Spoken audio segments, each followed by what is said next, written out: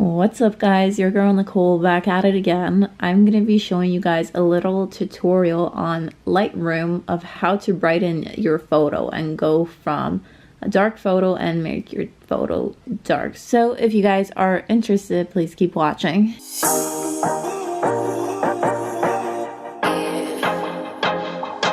So first things first, I'm going to open Lightroom right now and I'm just going to upload a car photo that I took a while back.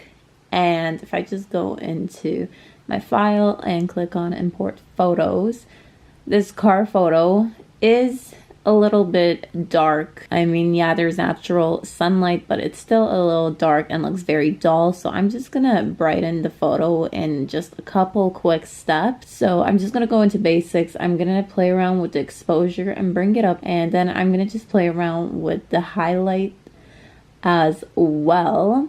I'm actually gonna bring the contrast up to a 60 just to make the windows a little darker in the car, just to kind of give it some more definition in a sense. I am going to bring the shadows down and I'm going to play around with the whites and blacks.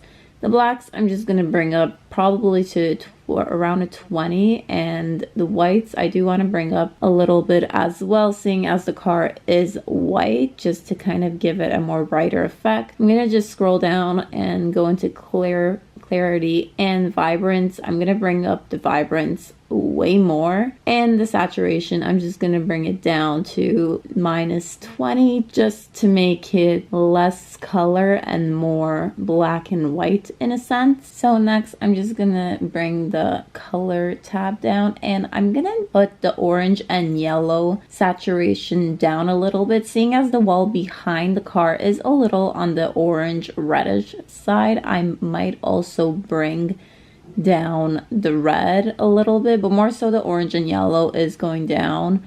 I'm gonna go into split toning and I'm gonna play around with the shadows, since again the wall behind is a little bit more on the reddish orange side. I'm gonna bring the shadows to around the blue color just so it can kind of give that cold effect to the photo, and I'm gonna bring up the saturation, and same thing with the highlights. I'm gonna bring it up to the blue and I'm just gonna bring up the saturation. Later I'm just gonna go into detail, and of course I'm just gonna pick a spot where I could actually see where the detail is happening.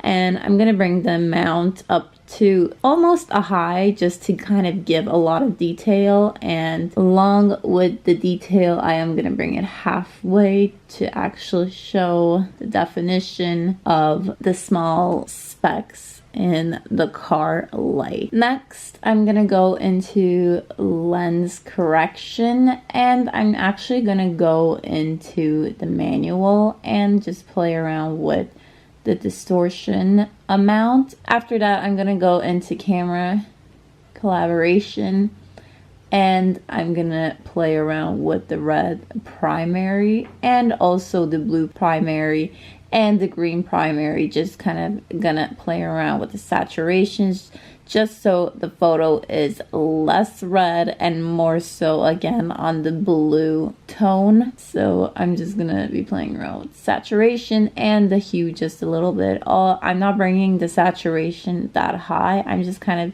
sticking to very minimal, so it's just not too harsh in color.